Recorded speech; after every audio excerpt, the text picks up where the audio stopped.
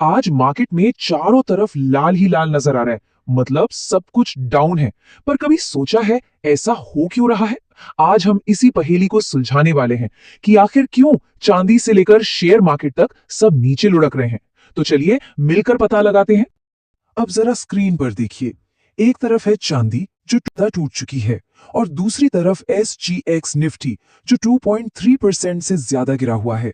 अब सोचिए, एक है कीमती मेटल और दूसरा एक बड़ा स्टॉक इंडेक्स, दोनों में एक साथ इतनी बड़ी गिरावट। भाई चल क्या रहा है, यही तो आज हमें समझना है। ठीक है, तो सबसे पहले चांदी का केस उठाते हैं। चलिए देखते हैं कि इस कमोडिटी मार्केट में आखिर हो क्या रहा है। तो हुआ ये कि मंगलवार को चांदी की कीमत में लगभग 2.71% की भारी गिरावट दिखी गई। और हाँ, किसी भी एक दिन के हिसाब से देखें तो ये सच में एक बड़ी गिरावट है। तो सवाल अब ये उठता है कि आखिर चांदी की कीमत गिरी तो गिरी क्यों? चलिए इसके पीछे की वजहों को जरा खोद कर निकालते हैं। देखिए, इसको समझने के लिए ना हमें पहले सेफ हेवन एसेट का कॉन्सेप्ट समझना होगा। सेफ हेवन मतलब एक ऐसी सुरक्षित तिजोरी जहां मार्केट में जब भी उथल पुथल होती है तो लोग अपना पैसा डाल देते हैं। और ट्रेडिशनल तौर पर चांदी को हमेशा से ही एक ऐसा ही सेफ हेवन माना जाता रहा है। और यहीं से कहानी इंटरेस्टिंग हो जाती है। अगर चांदी एक सेफ हेवन है तो मार्केट की गड़बड़ के बीच उसे तो ऊपर जाना चाहिए, नीचे क्यों गिर रही है? इसका मतलब साफ है कि यहां कुछ और ही खेल चल रहा है।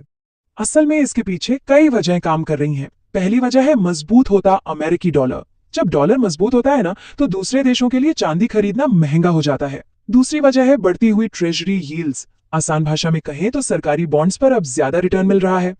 मतलब सीधा सीधा हिसाब है, इन्वेस्टर्स को अपना पैसा पार्क करने के लिए चांदी से बेहतर और ज्यादा सुरक्षित ऑप्शंस मिल रहे हैं और इसी वजह से चांदी की चमक फीकी पड़ गई है। तो ये साफ है कि यहाँ बड़े मैक्रो इकोनॉमिक फैक्टर्स अपना खेल दिखा रहे हैं। ठीक है, तो ये तो हुई चांदी की कहानी। अब जरा कीमती धातुओं की दुनिया से निकलकर शेयर बाजार की तरफ चलते हैं और नजर डालते हैं SGX निफ्टी पर। और यहां भी कहानी कुछ अलग नहीं है। SGX निफ्टी में भी 2.34% की गिरावट आई। और हाँ, किसी भी बड़े स्टॉक इंडेक्स के लिए ये एक बहुत बड़ी गिरावट मानी जाती है। अगर हम दिन भर के चार्ट को देखें ना, तो पता चलता है कि ये कोई अचानक से आया झटका नहीं था। मार्केट पूरे दिन लगातार नीचे ही जाता रहा। ये इस बात का साफ संकेत है कि बेचने वालों का दबाव बहुत ज्यादा था और मार्केट का मूड एकदम नेगेटिव था। तो सवाल ये है कि इस लगातार बिकवाली की वजह क्या थी? चांदी के केस में तो हमें कुछ मैक्रो इकोनॉमिक कारण मिल गए, लेकिन निफ्टी के लिए चलिए सीधे डेटा से ही पूछते हैं। और जैसे ही हम टेक्निकल इंडिकेटर्स को देखते हैं, पूरी पिक्चर क्लियर हो जाती है। आप चाहे 5 मिनट का चार्ट उठा लो या 1 घंटे का या फिर पूरे दिन का, हर जगह से एक ही सिग्नल आ रहा है, सेल, बेचो। तो इसका मतलब क्या निकलता है? जब हर टेक्निकल इंडिकेटर एक ही दिशा में एक ही बात चिल्ला चिल्ला कर कह रहा हो, यह हमें ट्रेडर्स की सोच के बारे में क्या बताता है? इसका सीधा मतलब यह है कि मार्केट में सेंटिमेंट बहुत ज्यादा नेगेटिव है। ये किसी एक बड़े इन्वेस्टर का काम नहीं है, बल्कि ये एक फैली हुई भावना है। होता यह है कि जब ट्रेडर्स को लगता है कि कीमतें और नीचे जाएंगी, तो वो बेचना शुरू कर देते हैं और उनके बेचने से कीमतें सच में और नीचे चली जाती हैं। मतलब ये एक तरह का विशिष्ट साइकिल बन जाता है।